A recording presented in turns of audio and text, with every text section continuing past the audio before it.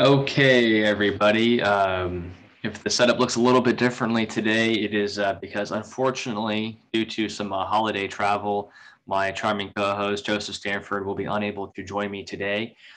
He might be uploading a video by himself later on, but I wanted to get something up this week.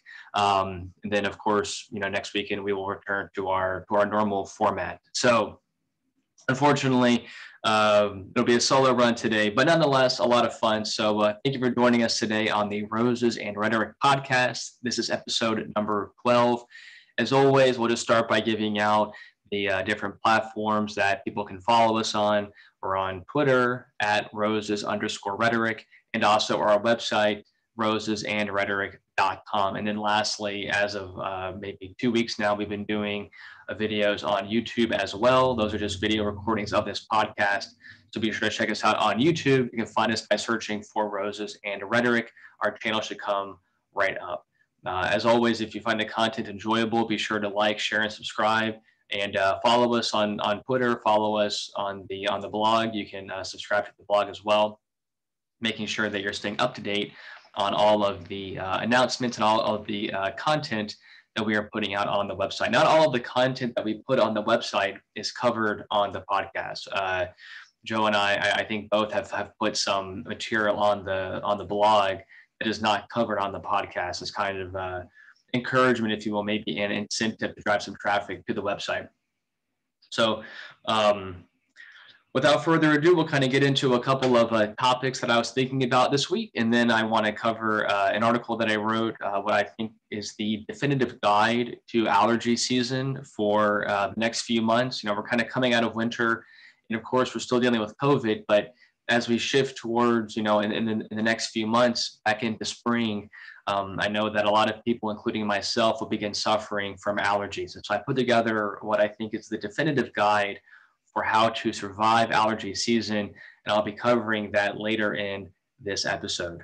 But first, a couple of things that I wanted to cover. I wanted to start by actually mentioning a couple of things that I should have said on last episode. Last episode, Joe and I were talking about cheating in an academic setting, and I basically said everybody that I knew had cheated. And I wanted to go back and actually say that is not true. That as I thought about it more during the week, there are people who I know that I do not think ever cheated in college. And so if I had people, if any of my friends saw that episode and felt that I was not giving them credit, they are right. I should not have said that statement as definitively as I did. I definitely do know people who did not cheat in college, or for that matter, high school as well. So I want to make that clear from the outgo.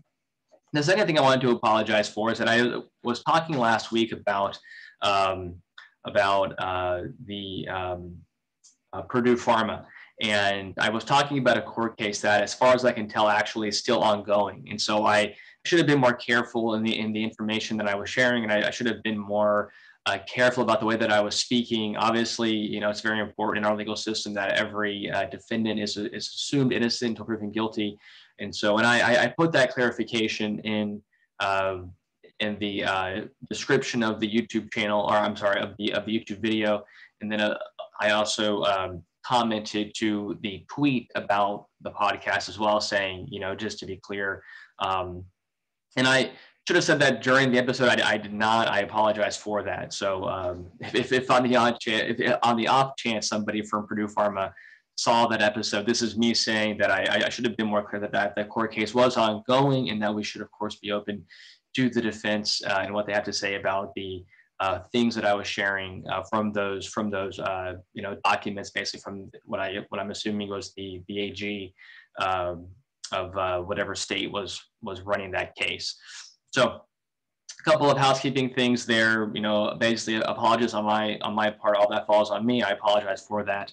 But anyways, with that being covered, I did want to move on to a couple of things that I was considering this week. So I've been continuing my love affair with all of Nassim Taleb's work, continuing now essentially rereading on anti-fragility and trying to consider some things in more detail than I would have when I first read it. The first time that I read the book, I got through it somewhat quickly and definitely found it to be enjoyable. But as I'm rereading it for a second time, I'm trying to spend more time on some of these concepts, and that reminded me of I think a lesson or an aspect of reading that Joe and I had talked about before. And that aspect was this idea of the difference between reading a book versus reading a synopsis. And while you may have all of the same information in a synopsis, the benefit of reading a book, among other benefits, one of them is that you're taking more time with those ideas. And so even if you read a book and it takes you 5 hours to read a book, you may be able to get all of the same content in a short 30-second synopsis. But there's something to be said about spending that 5 hours with those ideas in your head. I think that helps build a memory and helps build kind of an intuition, if you will, around those ideas. And so this go around, as I'm reading Anti-Fragility for now the second time, I'm trying to read it much more slowly to give myself more time with these ideas. And one of the ideas that I was thinking about that was in this book was this way that purely through just probabilistic means, nature will tend to overcorrect for barriers that it encounters. And so let me just give a real simple example of this. Imagine that there is a population of numbers that exists randomly between 1 and 10. And everything is going fine. If you were to take all those numbers in that population and average them out, because there's a high number, you would expect it to be about the average to be around 5. Okay. Imagine that a meteor strikes and kills every animal whose number is less than 6. Okay. After the meteor strike, if you then took the average of all the numbers, it would be, of course, much higher than 5 because everybody below 5 got killed by the meteor. But it would actually also be higher than 6, that the average would be higher than the barrier that the population had to encounter. And so, and notice that this is all through probability. This has nothing to do with any foresight or anything of that sort. It's purely just by the fact that you have a distribution of animals in this case, and that the ones who survive are going to be at a certain portion of that distribution. But that surviving group is now the entire population. And so you now have taken a situation where those animals now have an average higher than the barrier that they overcame. And as they go to reproduce, they will have overcorrected to whatever calamity struck them in the first place. So kind of an interesting idea. I was thinking that it would be fun to look for situations where that applies in biology. I think biology comes to mind, obviously, but if you were to look at situations where cells or neurons or whatever it is, when they encounter some kind of barrier, and then by virtue of the distribution end up overcompensating, do we as an organism, do we have some kind of benefit from the that characteristic now jumping up far above whatever barrier it had to overcome?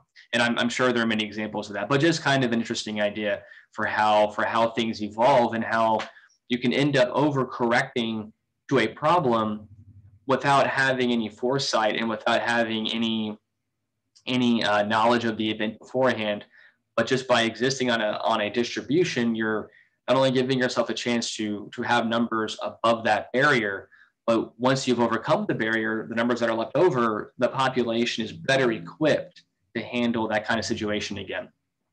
So kind of an interesting aspect of evolution that depends on things dying. In other words, in order for the population as a whole to benefit, the weaker members died, the stronger members survived, and as a result, the average of whatever that characteristic would be improved. So kind of an interesting idea. I mean, obviously that's how you would think evolution would work, but what is interesting is not just that it overcomes the barrier, but that it actually overcorrects from the barrier. That is the takeaway here, that it overcorrects. That they're not just 6 and above, but the average is much higher than just the barrier. So I think I've drummed on that piece enough, but it's something to think about. And along those same lines, thinking about numbers a little bit this week, and also just about when we solve problems, how important it is to consider the entirety of the solution space. And this was something that I was thinking about for now a couple of weeks, but my brother and I, every now and then we start talking about math a little bit, and we were talking about these categories of math problems that are called graph and vertice problems. You don't need to know anything about that. All you need to know is that one way of solving these problems is just to try every single possible solution. And of course, in real life, it's very hard to do that, particularly if you have a complex problem. It's hard to try every single number. But even though it may not be possible to try every number or every solution, I think it's still a good exercise to force yourself to consider what the entirety of the solution path actually looks like. And this doesn't have to be anything technical. I mean, I think even just in real life, we limit the perspective we have on solution spaces. And I think one way that we do that is with following manners or some kind of social etiquette in a situation where we might not want to. Just to give an easy example of this, I think that if all of us, certainly myself, grew up in households where we had a reverence for people that were older than us. And so if you were talking to somebody and an older person corrected you, even if you thought they were wrong, there might be some kind of hesitation for talking back or something along those lines. But in a way, what that's doing is if your life is a series of events, when you're following rules you ought not follow, you are cutting paths to the future that you might take. And I think that fits in with this notion of the solution path, because at each moment in life, we're faced with choices. And if we arbitrarily remove options from the table, then we are limiting the courses that our life could take, including some that we might find beneficial. And so, and I'm sure plenty of people, in fact, I know plenty of people talk about this idea of, try not to just follow rules because they're rules, but follow rules only if they make sense. And I totally agree with that. And I think that fits in with this idea of the solution path or of the solution space, and considering the whole space. When you're faced with a challenge in life, it's important to consider all your options and not to arbitrarily hinder yourself by discounting things for bad reasons, because it's rude or something like that. It may not be a real reason for not doing something. It might be, but it might not be. And so it's important to consider the whole of the solution space when faced with problems. I think that ties in with this other thing too that I was thinking about, which is just a general lack of imagination for whatever challenges life throws our way. And I certainly suffer from this as well. But it is important to truly try to see things for how they are, and also to try to see things for how they might be. And that part of seeing the whole solution space is this idea of trying to increase your imagination, so that in the future, if that same problem were to confront you again, you might imagine a different way of handling it than you have in the past. Let's see what else I have here. Really missing the banter with Joe right now. I imagine at this point he would have stopped me several times and asked me some questions, but unfortunately it is just me today. And so we will continue on with the list of questions. I would just assume that Joe agrees with everything that I'm saying without question, and move on from there. Let's see here. I did watch a couple of good movies this past week. So I took a week off of work. My wife and I both took some vacation this week. And during that vacation, we watched two good movies. The first one we watched was called Super Dark Times, which was, I guess is, a horror film. We watched it on Netflix, I believe. Super good movie, kind of indie, I think, probably low budget. Somewhat of a young cast, or of an unknown cast. I did recognize one person for sure from the movie. I recognized one of the actors from a TV show called The Ozarks. But a really good movie, very enjoyable, a good horror film, a good thriller, great pacing, all in all enjoyable. Wife and I both enjoyed that one quite a bit. The second one that we watched, I'll spend a little more time talking about, because I just need to talk to myself to try to understand this movie, actually, was called Tenet. Now, this is the Christopher Nolan sci-fi movie that came out, I guess, probably maybe a couple months ago. Not too long ago, maybe longer than that, but certainly in the past year. They made the decision to release it during COVID, which was an interesting choice on their part. But in any event, finally watched it. We watched it on YouTube. You can buy it on YouTube, and we did, and we watched it. And I have to say that I reserve the right to change my mind in the future. But I think as of right now, Tenet is my favorite Christopher Nolan movie. And I say that as somebody who right now probably only understands about 65% of it. I'll say 69% for good measure. Despite that, I still think it's really, really good and my favorite movie. So I hope that as I understand it more, that I like it more, although perhaps that will no longer be the case. But the movie deals with time travel. And in my mind,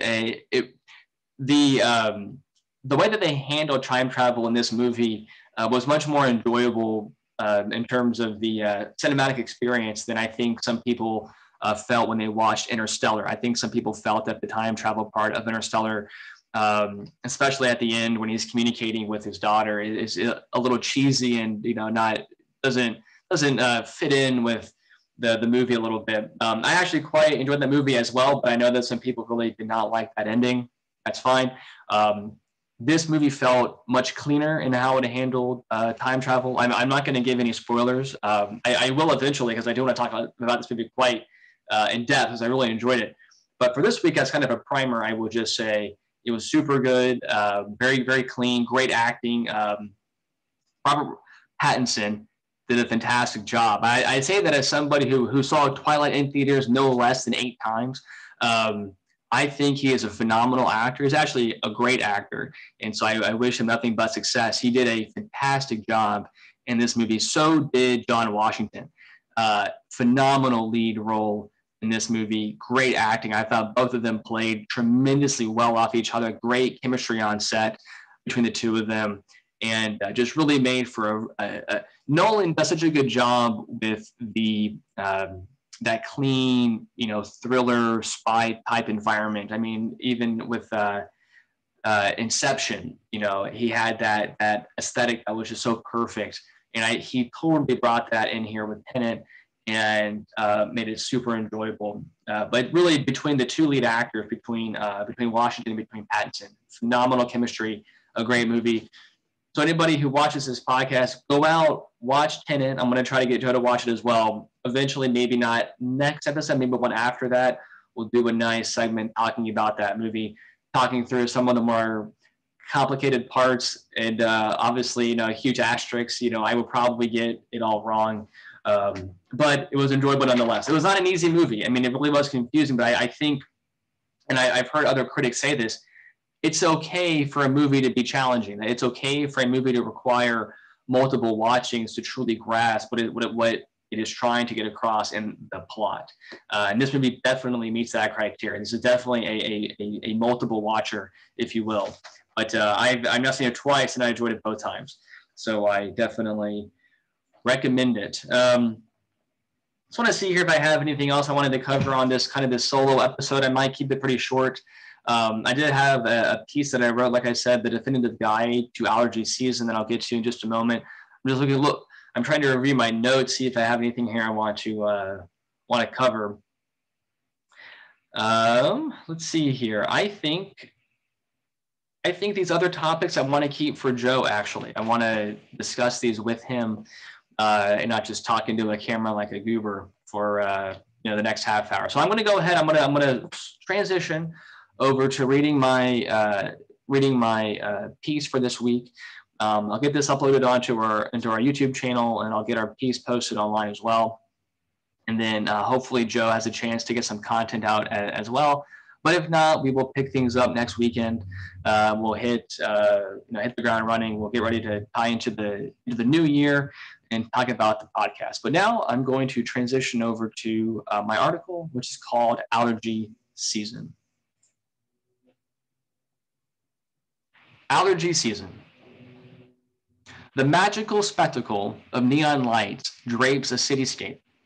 This town needs a hero. In your head, you are that hero.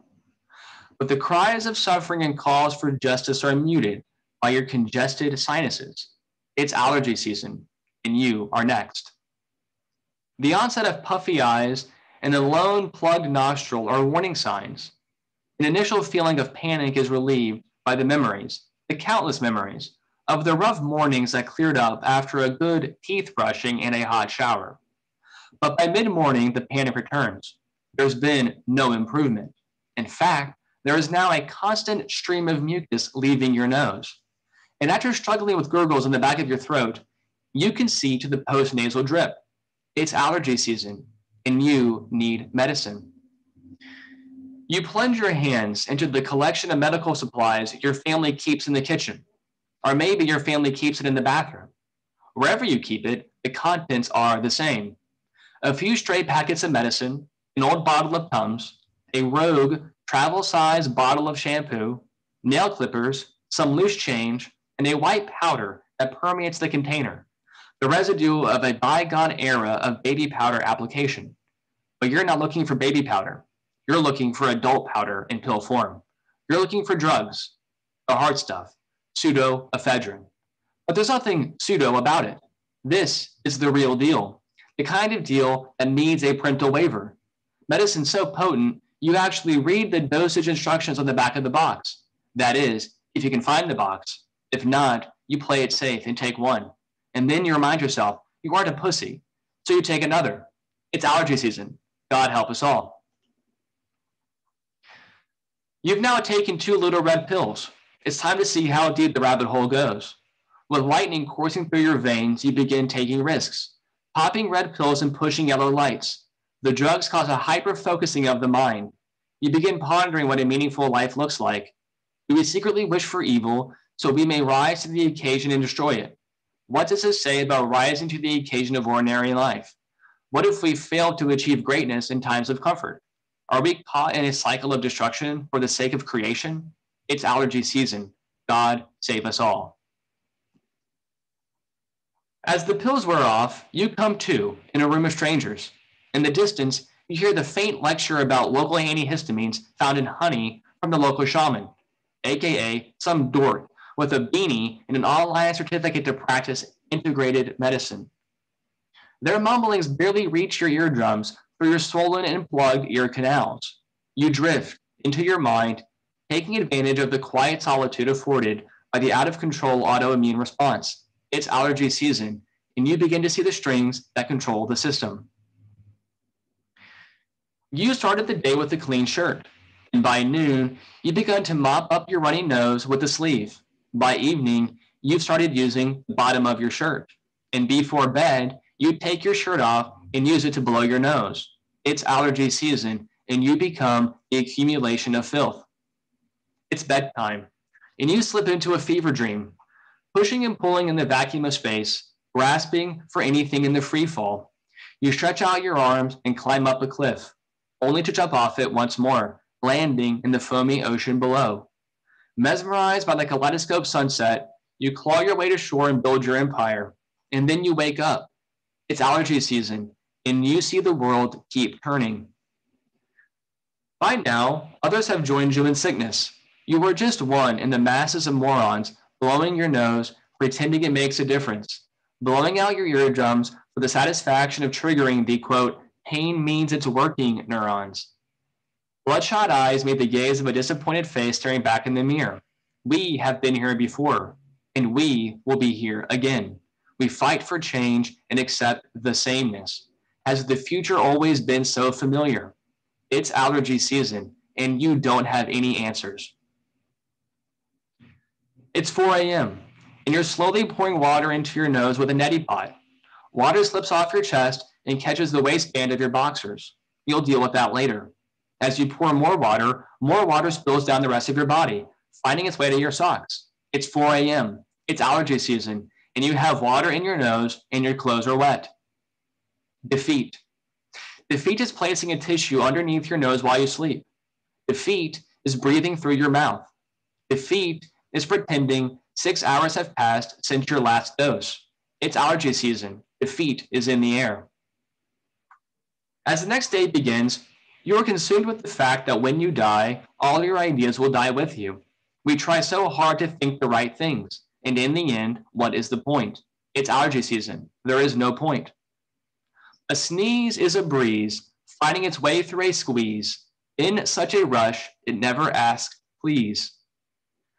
Think of all the things we never were creative enough to want. Our desires must be small in the eyes of God. It is allergy season, and it is nothing more than a disruption to the carefully prepared scribble scrabble agenda of your life. And it's tonight, and it is now, and it's the cosmos, and it's the God mind, and it's you, and it's us, struggling for meaning with the finite chance that we don't go anywhere when we die. Did we go anywhere when we were living? And we're scared, and we're brave, and we're together, and we're alone. And it's morning, and it's allergy season, and your nose is still stuffy.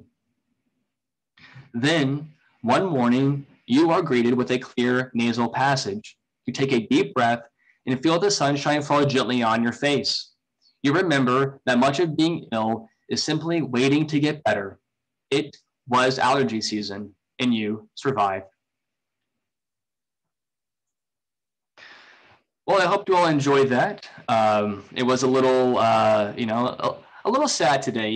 Doing the first solo episode. Definitely, we all missed Joe on today's episode.